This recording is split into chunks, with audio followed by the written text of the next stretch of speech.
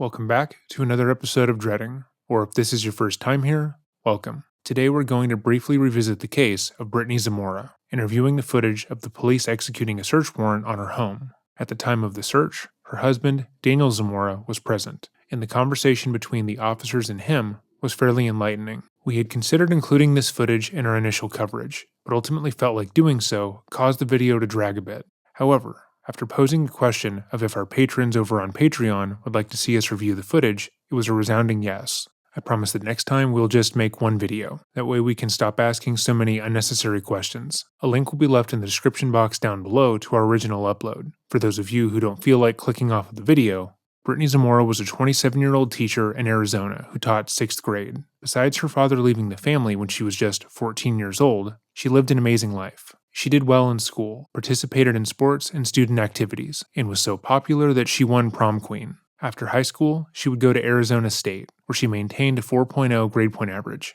and eventually followed her dream of becoming an educator. She would go on to marry her high school sweetheart, Daniel Zamora, and seemed to have a picture-perfect life. But within the following years, it would become apparent that she pursued that line of work not because she wanted to help uplift the next generation, but because she felt like her young students were her peers. She was overly friendly with her middle school students, treating them more like her friends than her wards. When she was surrounded by adults, she maintained a professional air, but with her students, she acted like she was only slightly older than they were. This behavior made most of her peers uncomfortable, but she had technically not done anything wrong. Oftentimes they would comment amongst themselves how strange it was that Brittany seemed emotionally involved with her class's interpersonal drama and their relationships, but ultimately they just thought she was a little immature. After a few years of teaching and exhibiting questionable behavior, Brittany would eventually pursue a romantic relationship with a 13-year-old student. She started talking to him outside of school using a teacher-to-student messaging app and started slowly pushing the envelope with their conversations. She encouraged him to call her Brittany outside of class, would respond flirtatiously to some of his messages, and even went so far as to begin telling him that she found him attractive. After a few weeks of deliberately grooming the 13-year-old, the relationship became physical, and she began to use the classroom to live out her more abhorrent sexual desires. She would put on a movie for the class to watch, and touch him in the back of the room, or call him up to his desk and assault him while pretending to look through a drawer, and even went so far as to have sex with him when an 11-year-old boy was present. The 11-year-old boy was meant to serve as a lookout. However, she would also begin to groom him, at one point asking about how if he was circumcised, and showed him porn. This behavior continued for 11 months, until ultimately the 13-year-old boy's family found the sexually explicit messages on his phone and reported her to the police and the school. Thankfully, the 13-year-old's family responded to their son's sexual assault with the seriousness it deserved, acknowledging that what happened to him was sexual assault, and that he'd been violated by a trusted adult. When Brittany was made aware of the fact that her crimes were about to be publicized, she called the boy, wanting to try and convince the parents not to go to the police. Strangely, Daniel, her husband, also participated in these calls, trying to calm down the parents and telling them that God preaches forgiveness, so they shouldn't pursue legal action against his wife. That night, Brittany had only shared a small portion of the truth with her husband, that being that she'd carried out some form of affair with the boy, but it hadn't been based on mutual attraction. She would claim that the boy was sexually aggressive and obsessed with her, that they had spoken to each other inappropriately, but only because she felt forced to comply with the teen, and that she was ultimately the victim in this scenario. Now, based solely on the direct evidence in this case, the text messages between Brittany and the 13-year-old, as well as the independent testimony of the 11-year-old she tried to groom and the other students in her class, that is a lie. Brittany relentlessly pursued the 13-year-old and got off on behaving inappropriately in front of her students. She asked her victim's parents for permission to tutor him after school in order to spend more time with her, then went further to tell them that she would be more than happy to babysit for them, so she could spend even more time with him. Based solely on her actions, not his, it's clear that she was the pursuer in the relationship.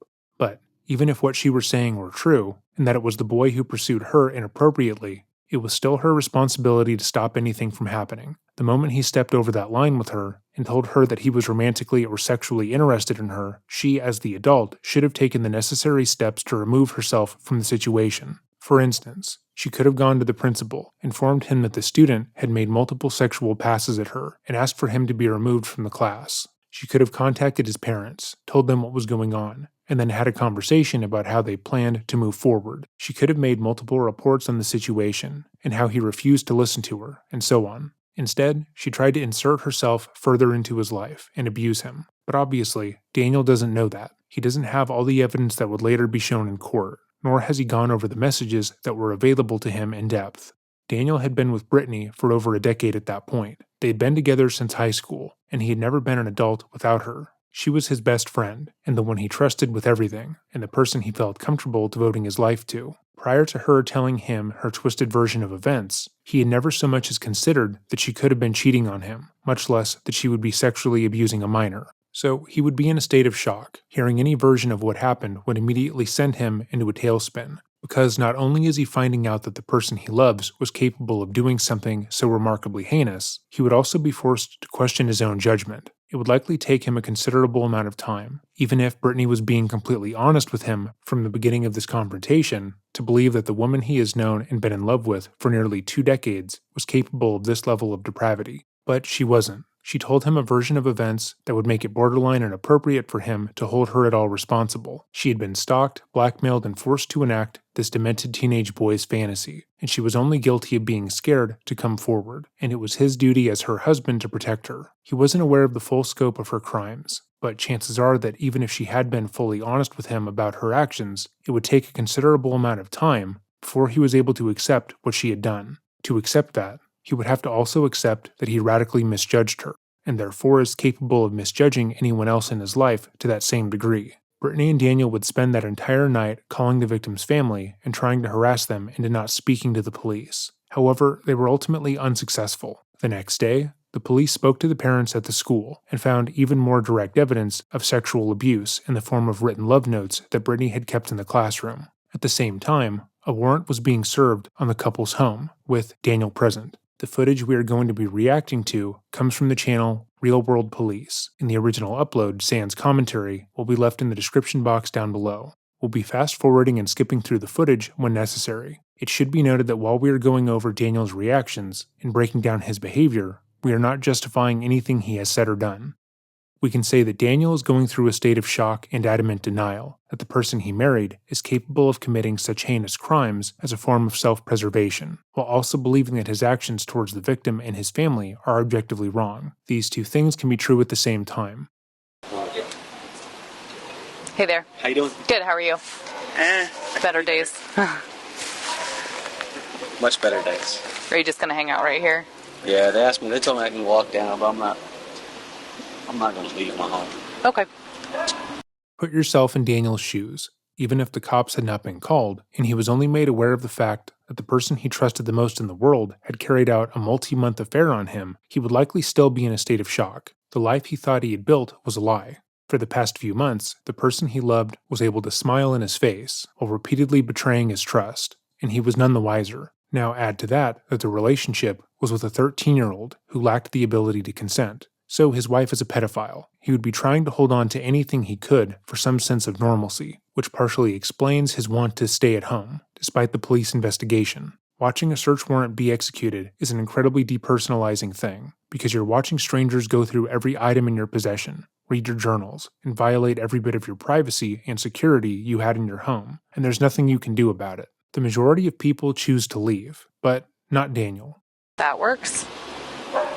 You in charge of me? Kind of. They just asked that you don't go back in the residence, and they did say you could have a seat on the chair if you wanted to. I don't look like a dunce. Come on now. No way. So Daniel seems to be in high spirits here, which again speaks to the fact that he is in some sort of denial about this whole ordeal. His wife, the woman he has known since high school, is innocent. She would never do anything to hurt him or hurt one of her students. And because that's an infallible truth in his life, he feels like this whole situation will just be a misunderstanding, something they'll laugh about once enough time passes. It's almost as if there is a literal wall preventing him from understanding the seriousness of what's going on here, and it would be sad to see had he not spent the past 12 hours harassing the victim's family.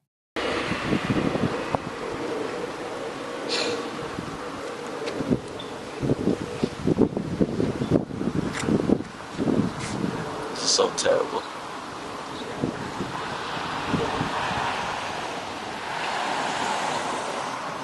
I'm so sorry to put y'all through this too.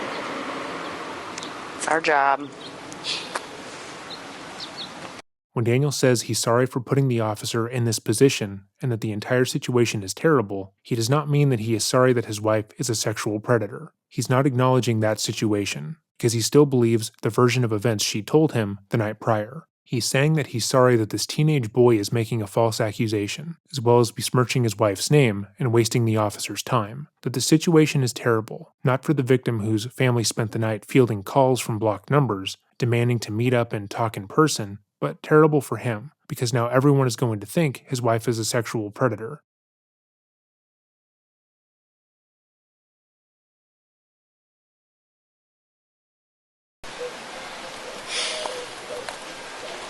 We hung Halloween decorations. Oh, the string? Yeah, it's just a wire right Actually, there. it's good because it keeps the birds out. That is true. These Yeah. guys have them over here on theirs. Yeah. Next door. But I got a BB gun to take care of the birds. That way. I say That's the fun way. that's the best way.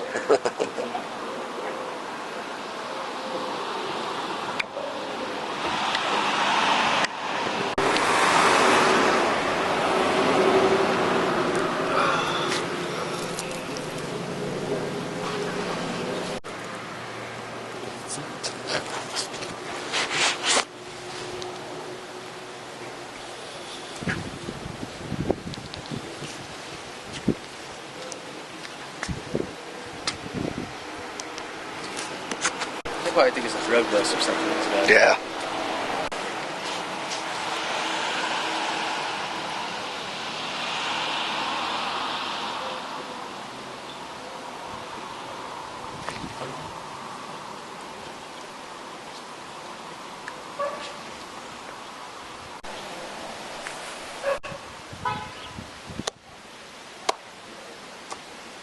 How long you been with the force?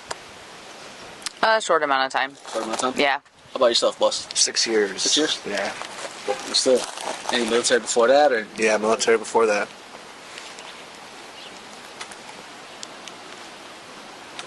which branch? Army. Army? Understood.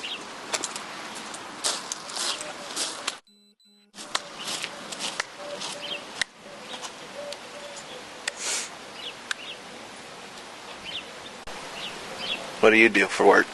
I work out at the Polyvary Nuclear Generating Station. Okay. I work as a employee concerns administrator, so any folks who have any concerns about the plant or leadership or any concerns they might have, anything, site-wide, I talk to our group, and then we can either get them in human resources if it's a pay issue or something like that. If it's a safety issue, then that's our house. If it's more of an ethical issue, then we have ethics as well. So that's where Are they union out there? they were previously. Our security force was union, but not everybody else is union. So we actually did away with the union, and we were able to pay our officers some more money, so it was good.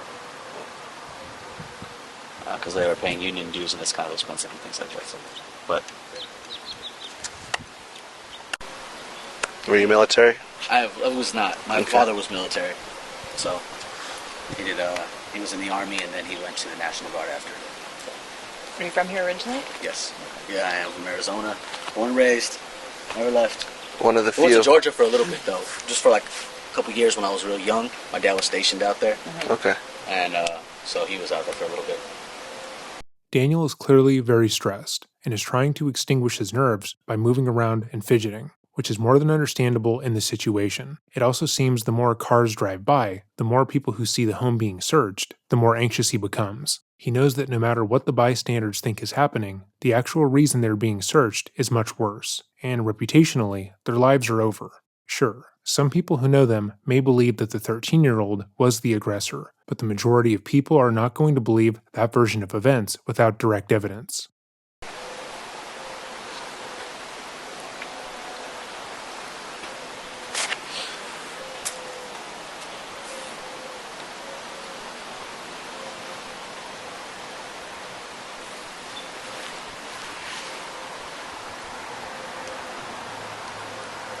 Now I wish it was drugs, man, instead of this, instead of what I got going on. Understandable.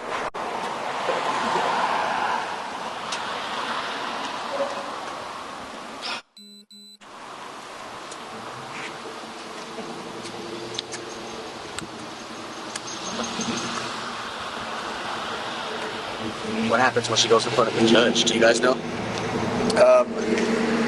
So essentially, when she sees the judge, it's when the judge will say, "Here's what you've been charged with. What's your plea?"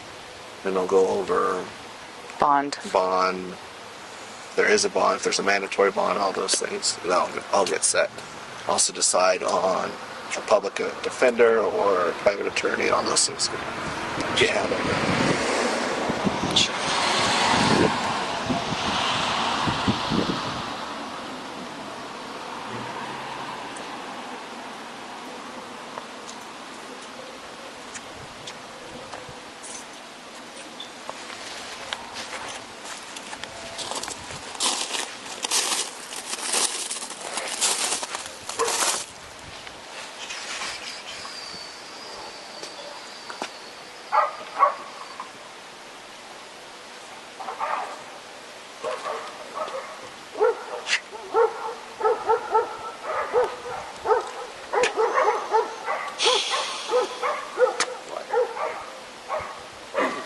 Just going through the process.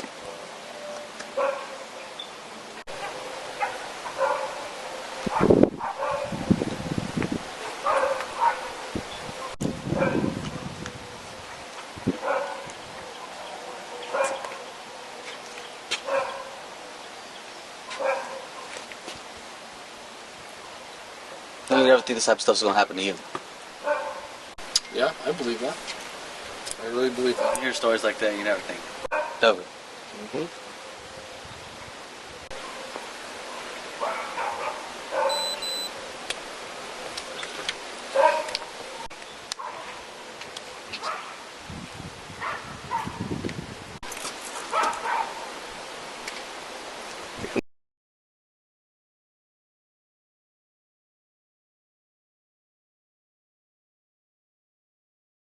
Have you lived here long?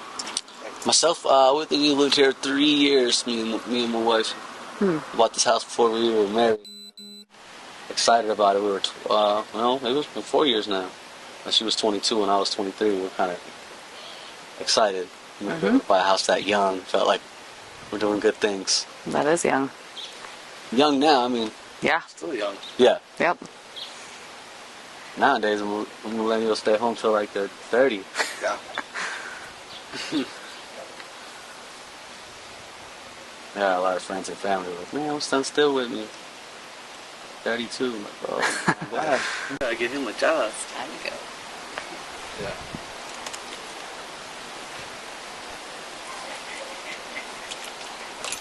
Some of them are like yo-yos. You go and you come right back. Mm-hmm. All the time. You guys have no kids, right? No, sir. No, sir.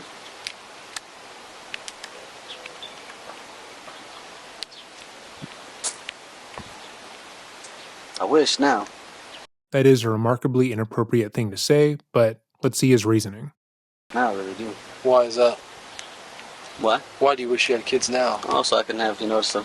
I don't know all of what's gonna happen right here. So.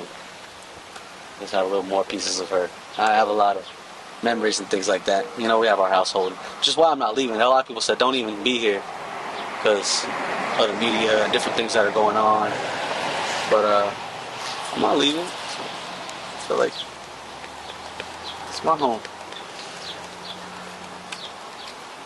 So Daniel wishes that they had had children, so if Brittany was actually charged and convicted, he would have a piece of her and their child. Which is almost a beautiful sentiment if you ignore the fact that his wife is a pedophile and that her conviction and incarceration would negatively affect said child. The sheer amount of bullying that child would face, growing up with her mother in prison for sexually abusing a 13-year-old, would be immense. Not to mention the fact that they would struggle to come to terms with what she had done. It's objectively good that they didn't have kids, because at the very least, he is an adult who has the capacity to process what happened. He doesn't want to leave the house, doesn't want to leave his wife, and wants to hold on to what he had as tight as possible, because he cannot understand that at the very least, for the past few months, it has been a lie. His wife was not the person he thought she was.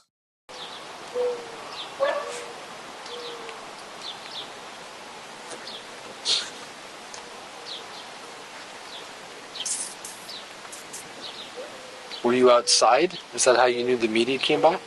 No, they came to my front door. They opened my screen door, and then they had a camera sitting right there. And I looked at the people and saw that. Waiting for you to answer the door. Correct. You didn't answer the door, did you? Not at all. That's not what our legal team advised me of.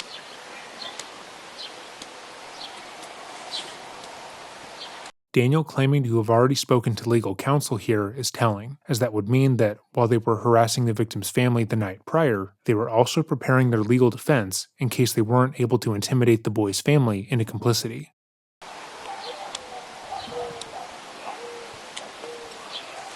Did they explain that to you that when we leave, that we're going to provide you a search log? They did. They did. The things of the items that you have taken. Correct.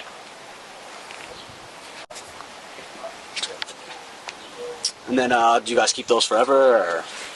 Well, we'll keep it until the case is typically adjudicated when it's done. Sure. And then those can be returned. I hope that's quicker than later. How long? What's the typical time frame for a case like this? I'm not going to venture. That's too complicated of a question to answer. You can't even give me a roundabout. I could, but I don't want to. I understand. Even with it like a shoplifting, you don't know how quick it can turn around. It could be 2 weeks. It could be 2 years later that you're still. Oh, don't tell me that. Oh God. It is what it is. I can't have her in there for 2 years right now, just sitting there in limbo. Despite getting legal counsel earlier, Daniel is extremely naive when it comes to what the next few years of his life are going to look like. He seemed to genuinely believe that his entire situation would just blow over, and that she would show the police some text messages, say it was no big deal, and then they could move on with their lives. Maybe move somewhere where she isn't known as a sexual predator, and pretend like this never happened. But she spent months sexually exploiting a 13-year-old, which would mean the minimum prison sentence could be 20 years. She would be nearing 50 by the time she was released, but he believes that the worst-case scenario here is her being away for a couple years while they fight the charges against her. Daniel is clearly in denial. It won't be in limbo. There'll be things going on. That's just the kind of stuff that we're dealing with. We don't know. Inside here, it's all words. When Brittany was talking with you, what type of information did she disclose to you? You can't discuss that with myself? I'm not going to discuss it. Not even as a husband, I don't have a right to know? Brittany's an adult.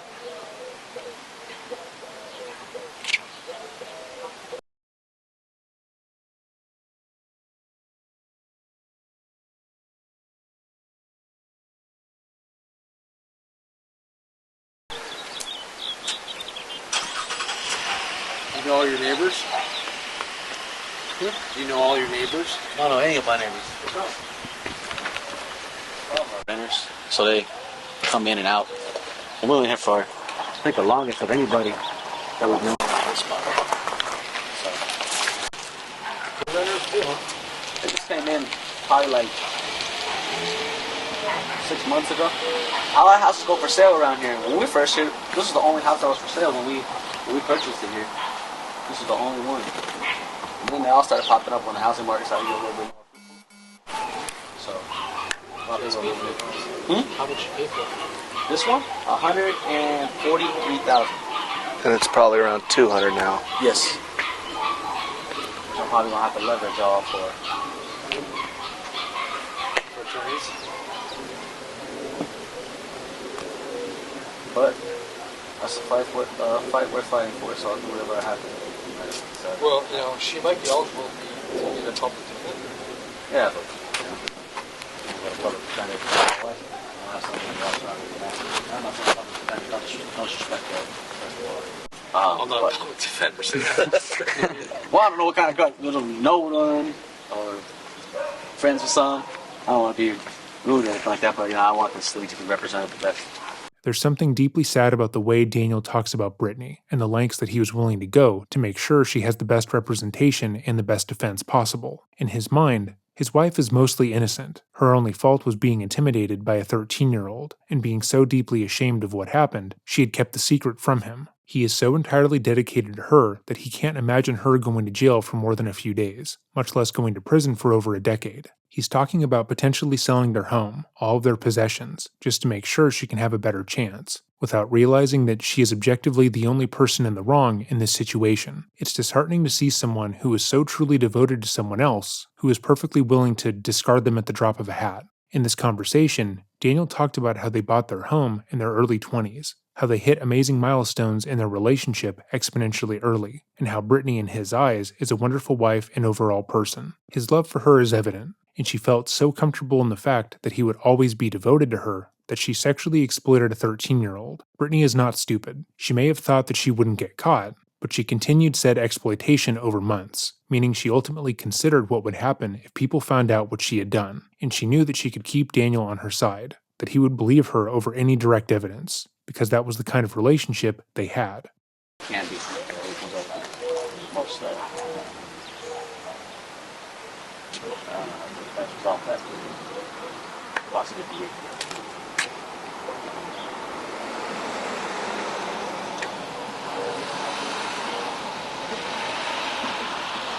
So what do you think should happen? What I think should happen? Yeah. I don't know all the details, so I can't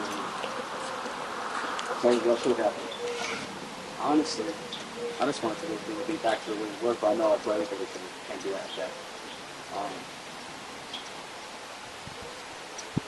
I know that Brittany has been an awesome teacher for a long time, one teacher of the year.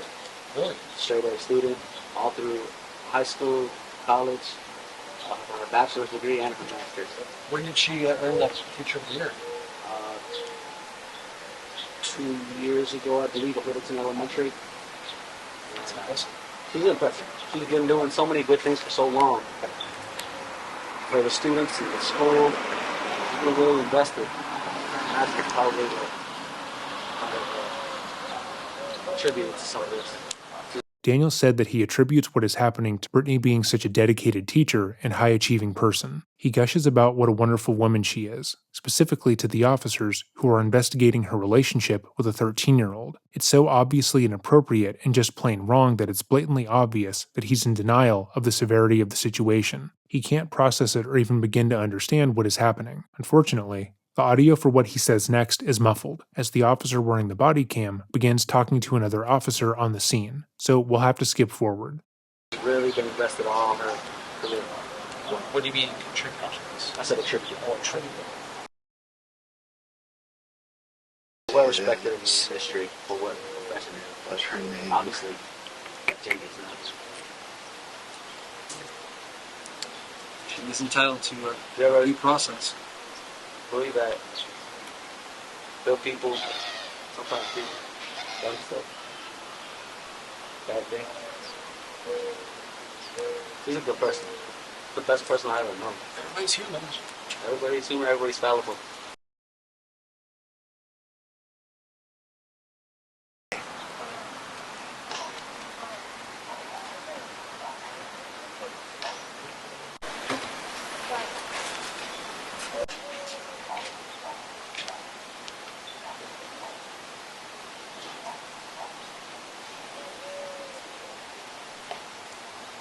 The weight of what is happening has clearly begun to hit Daniel, who just spent the past 5 or so minutes talking to the officer next to his vehicle, gushing about his wife, and stating that everyone makes mistakes and is fallible. The vast majority of the conversation was inaudible. Portions that we could hear clearly indicate that Daniel has already minimized Brittany's crimes to the extent that he views them the same way he would view someone stealing $20 from his wallet or being rude to a service worker, that it was something they shouldn't have done. But that doesn't mean they are entirely awful. Despite that, reality is starting to break through, due in part to the fact that one of the officers told him that this process could take up to 2 years and that she could be in jail waiting for trial that entire time. He was devastated by that statement because in their entire relationship, they had never spent any time apart from each other, so the very concept that she would be gone for years, even if she was found innocent of all wrongdoing, is horrifying to him. So horrifying that he has spent the past day trying to prevent Brittany from facing any repercussions at all. There's a small bench near the home, one that the officers told him he could sit at earlier, but he chooses instead to lean against the cop car, with his head resting in his arms. He doesn't want to be too far away from the house, because in his mind, leaving the home is akin to abandoning his wife. Yep, I'm gonna have a beer with dinner. Oh, Grabbing a beer with them. no, going to sleep. You're better than me. I'd be dragging ass by now. Hey, we're just wrapping up. Okay, awesome. So, you know. Yeah, it should be done. Thanks, guys. Appreciate you. Yeah. What time was the media out here? I'm not getting out. No, it was good. This was like a nice time to do it. It's maybe midday is the hottest day of 2018 today. But no, they came about 1:30. Did you talk to them? No, So you thought we were in the media? Is that why you're? that's why I didn't come Oh, down. that's So I was why- like, no, these guys are coming again. Then I was on the phone with one of my buddies, and then so yo, I think this is important. Yeah. What would have happened if I didn't answer? They would have kicked the door out. Oh damn! How long? Actually, no, we wouldn't because we had a key. We had a so key. we would have just. But it I kind of don't have a key to my house. It was. 5. Oh, Well, that's good. We didn't have to kick in the door. And then we're heightened a little more. 'cause We don't want to cause damage. Yeah, we really don't. And we didn't know if you'd be home or not. sure.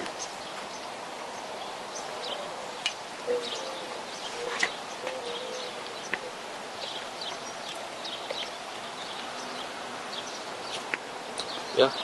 Yep. Are you on 2? No. Oh. Welfare check. Student was not picked up from school at Centera Elementary. Not a big deal. Oh.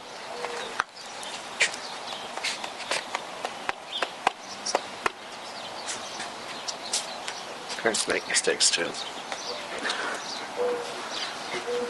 The rest of the footage is uneventful and irrelevant, so we'll end our coverage here. If you watched our first video, then you're aware that Brittany was eventually charged and pled guilty to sexual conduct with a minor, attempted molestation of a child, and public sexual indecency. As part of a plea deal, she was sentenced to 20 years in prison, followed by probation, and having to spend the rest of her natural-born life as a registered sex offender. Throughout the trial, Daniel stayed by her side, seemingly still believing the story she had told him of the 13-year-old being responsible for his own sexual exploitation. However, after just 1 year in prison, Brittany would divorce him, citing irreconcilable differences. So, as always, if there is a case you would like to see us cover, or a story you want to bring more attention to, let me know by emailing me at dreading.official@gmail.com. I'm still consistently going through the inbox and adding your suggestions to the list. With all of that said, have a great day and remember, stay safe.